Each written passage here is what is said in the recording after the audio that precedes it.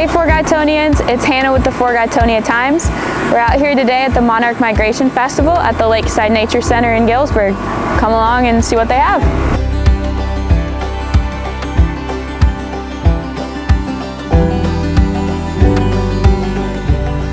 Chrysalis right here. So that's the monarch. When you see it doing that, that's the monarch chrysalis. And the other one was the swallowtail. How long are they in the chrysalis? They'll be in the chrysalis about 10 days. Okay. Now this butterfly, or this caterpillar right here, is a hanging butterfly, and he's going to be getting ready to make a chrysalis. So this is the time when they don't eat their skin, because they kind of burst out of their skin, so to speak, and they make this chrysalis. So this is made out of their skin, the chrysalis? Actually, no, they split their skin. It's kind of a magic thing, how they do that. I don't know how they do that, but they make this chrysalis. It's almost like the chrysalis is inside, and when the skin splits and falls off, there's the chrysalis. And inside the chrysalis, this chrysalis right now is just like goo, like green goo. Interesting. So from birth to when it's become a monarch, is that about 20 days then? It is, because the egg, once the egg is laid, and usually it's on the underside of the milkweed, and the part of the reason it's on the underside of the milkweed is this protects it from the sun and rain, and maybe from predators. And they come out of their egg in about 3 days.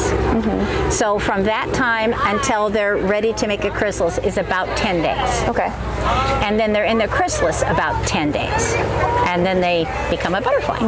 And when they're in their chrysalis, and they come out, it's like being in a little green sleeping bag, so their wings are all scrunched up, and they come out and their abdomen is very full, and so they'll pump the fluid that's in their abdomen into their wings to make them strong and large, which is what this one over here has done.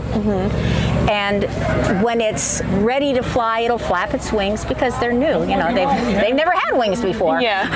So it'll flap its wings, and then it'll be ready to take off and fly.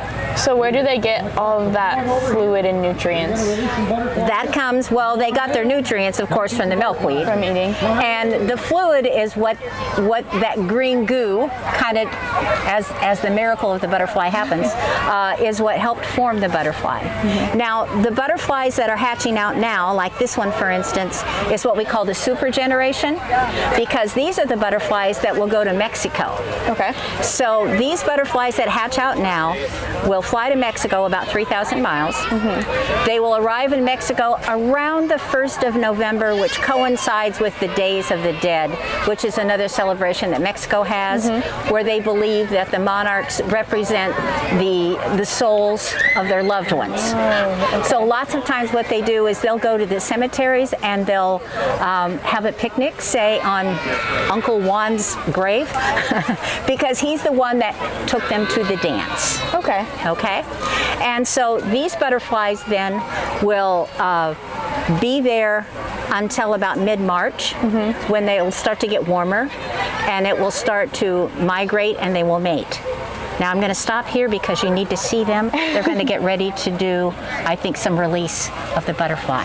They might land on you, so give them room.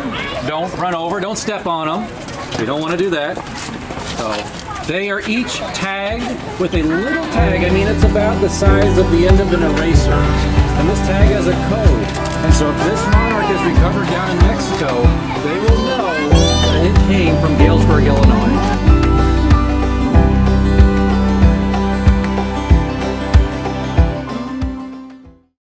Hey Forgatonians, thank you for watching this video. If you liked what you saw and want to see more, visit forgatoniatimes.com and subscribe today by becoming a Forgatonian or Gold member.